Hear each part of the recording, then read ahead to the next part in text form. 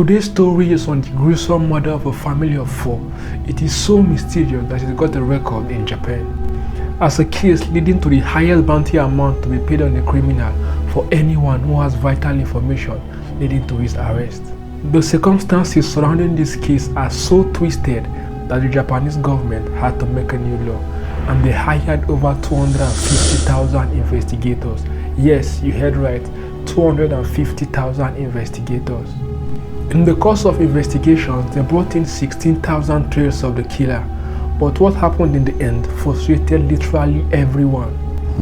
But before we go further into this story, aggressively smash the like button, kindly subscribe to this channel, and turn on all post notifications to keep yourself updated with my subsequent uploads.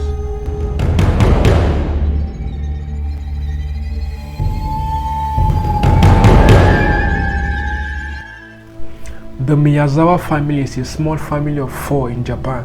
The father, Mikio Miyazawa, and his wife, Yasuko Miyazawa. They had 2 children, a male named Rei who was about 6 years old.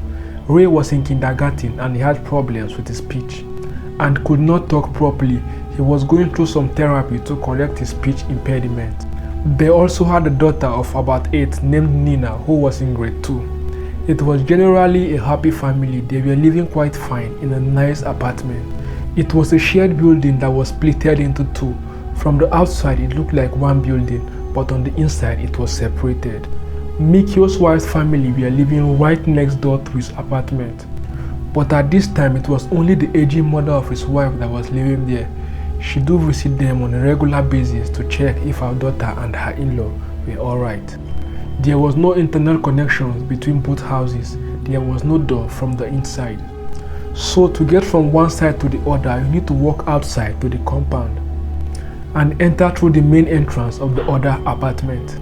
In the Satagaya district, there was this park filled with trees where there was a skate club, a playground for children, and the bikers club. So the place was always very busy and noisy, and the Japanese government were making some arrangements to extend the park. So they asked over 200 families in the Satagaya neighborhood to park off to some other places. This park was directly behind the Miyazawa's apartment, that you can have a clear view of the activities going on in the park from their apartment. Towards the end of the year 2000, there was just about 4 families in the neighborhood because the others have relocated to some other places. So the environment was very quiet that it seemed like something strange occurred. Due to this strange silence in the neighborhood, all the chorus chatter and noise coming from the park was causing serious nuisance to the Miyazawas. After so much complaints, all to no avail. The noise was not stopping.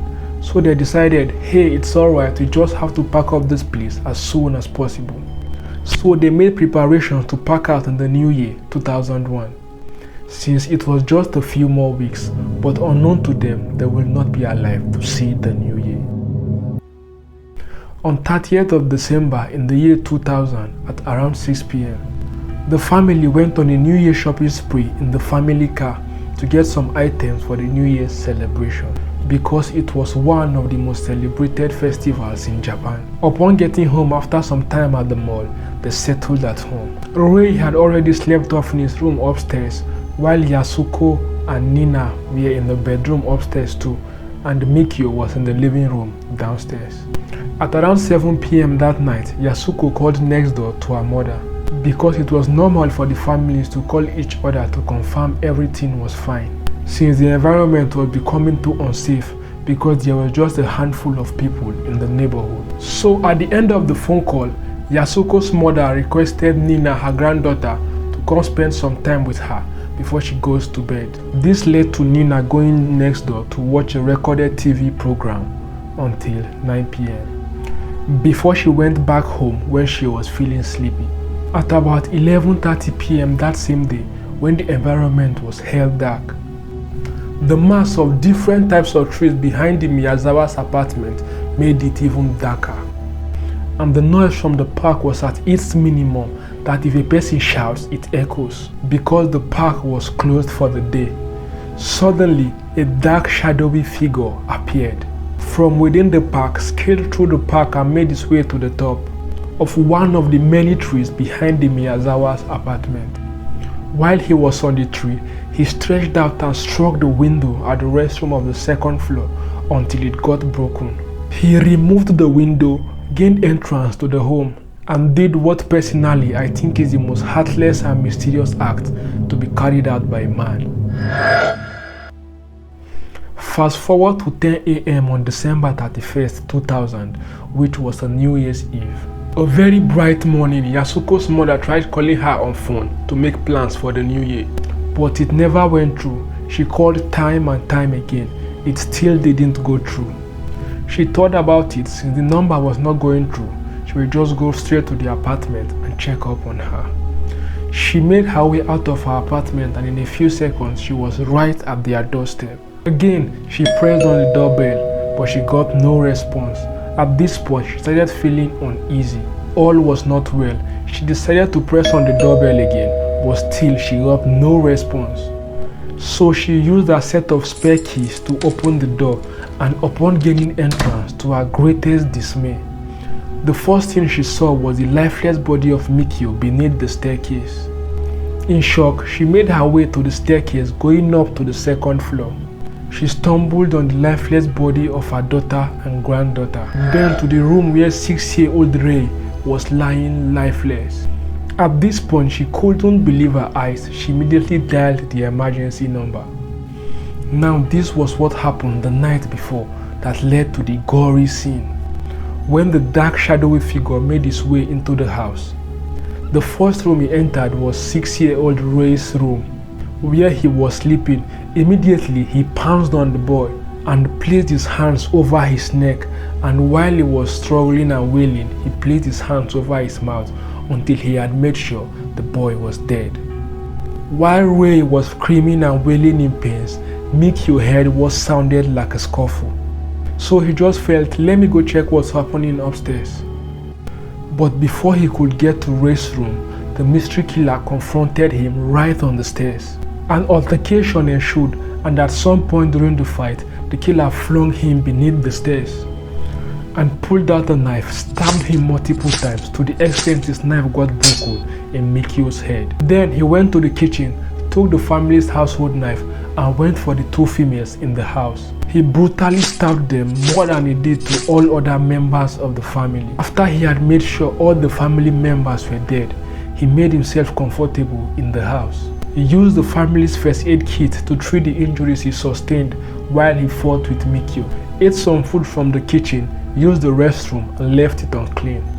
Then he went straight to the living room at the second floor, where he slept on the sofa. He lived in the apartment for about 4 hours before making his way out through the bathroom window he broke in through. Upon arrival of the emergency unit and a lot of detectives, they found loads of evidence at the crime scene.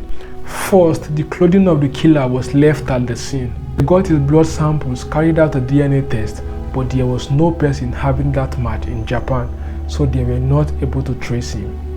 They hired more detectives, but all to no avail.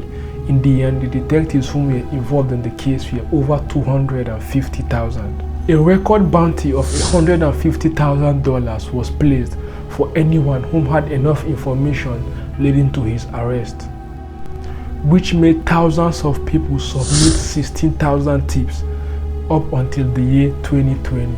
None of these tips led to the arrest of the mystery killer. This case lingered for years with no suspect pinned to the murder. At this point, they were running out of time. It became a race against time because according to the statute of limitations law in Japan, where a crime such as murder has been committed and legal proceedings is not initiated before the expiration of 15 years. After the commission of the crime, legal proceedings can no longer be initiated, and even if initiated, will be squashed by the courts. But in this case, due to the level of media attention it had, interest of the elite, and the injustice it might cause to the family, they had to abolish the initial limitations law, which was 15 years, and increased it to 30 years.